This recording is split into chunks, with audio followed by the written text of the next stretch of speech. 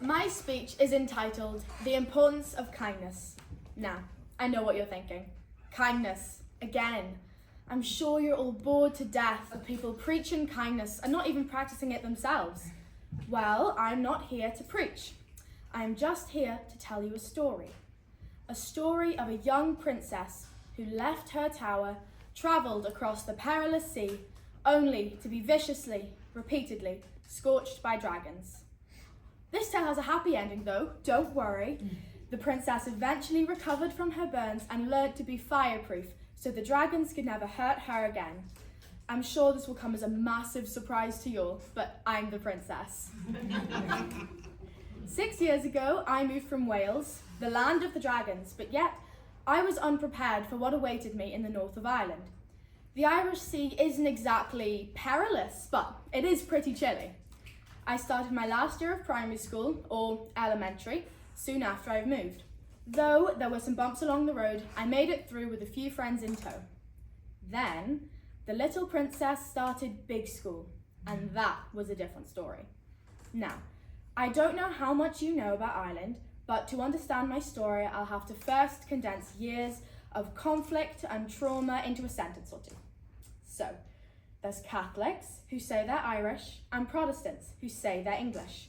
So, my English accent in a Catholic school was like being a Democrat stuck in the Republican Deep South. I love it. My accent, along with my love of books and art, which were totally uncool, made me a constant target for bullies. Every day, all day. I was constantly judged, ridiculed, and put down. Kindness was nowhere to be found. One day in school, I was chosen to speak during assembly. It'll come as no shock that I did not want to. However, despite my protests, I was dragged, practically kicking and screaming to the stage and thrust in front of a mic. I said my bit, and of course, I didn't even stutter. After all, I was a drama kid. I lived on the stage and in the spotlight. I blew a sigh of relief as the ordeal was over and the world didn't stop spinning. Also, I thought. Walking around school afterwards, I thought I was being paranoid as I kept hearing my own voice and people saying my name. I ran to the bathroom to shake some sense into myself when my worst fear was actualized. 2 girls, older than me, came into the bathroom, laughing and joking and making fun of the freaky first year with the stupid voice. It was then I realized I wasn't going insane. I actually was hearing people imitate my voice, my words, spat back at me with a fiery burn. I went quiet that day. I didn't speak up in class. I stayed out of discussions with my friends. Even in drama class, my safe space, I was silenced. I couldn't utter any more than a few words. It wasn't that I was scared to speak. It was that I was petrified that the dragons might hear me. I thought that maybe, just maybe, if I was still enough and quiet enough, they might just forget that I was there. In second year, I got a bit louder again, but that only attracted new bullies. A new set of girls with the same fears, the same flames, and the same mockery. It got to the point that I would beg not to go into school, and I would cry in the car on the way there.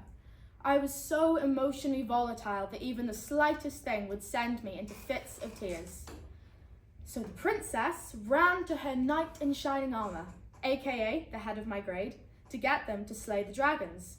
But the knight took one look at the dragons and ran away in the opposite direction, leaving the princess defenceless. While I still felt stifled in school, outside of school, I began to claw my way out of this soundproof shell that I'd created for myself. I joined clubs and groups, made new friends, and met new people, some of which had been through something similar to me. I began to build a community with the foundation of kindness around me that I knew accepted me, supported me, and loved me. This change started small and led to something more. This leads me to my community action project, an essential part of this Friends Forever programme. Through my experiences, I have learned how your self-confidence, social skills, and education can be deeply impacted by bullying and other forms of social separation. Got something wrong in class? You were stupid. Doodling or distracted? You were weird and abstract. Looked a bit different? You were geeky and peculiar. After a while of exterior sources telling you these things, the voice begins to come from inside. You begin to question yourself. Am I really not good enough? Is everything they say really true?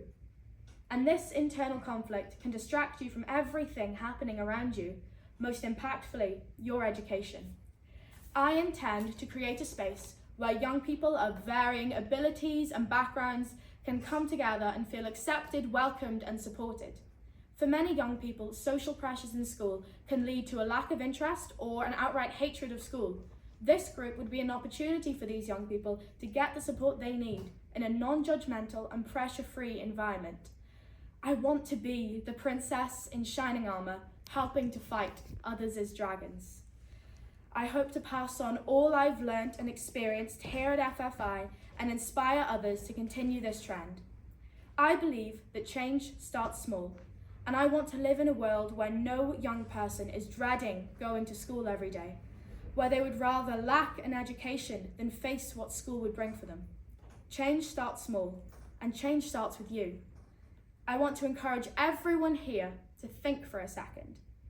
Think of a time maybe you could have chosen to sit next to the quiet one, or maybe you could have stood up for yourself and who you are. Whether you're an artist or an architect, a cook or a cleaner, a bully or the bullied, change starts small, and change starts with you. And kindness can make the biggest change of all. Thank you.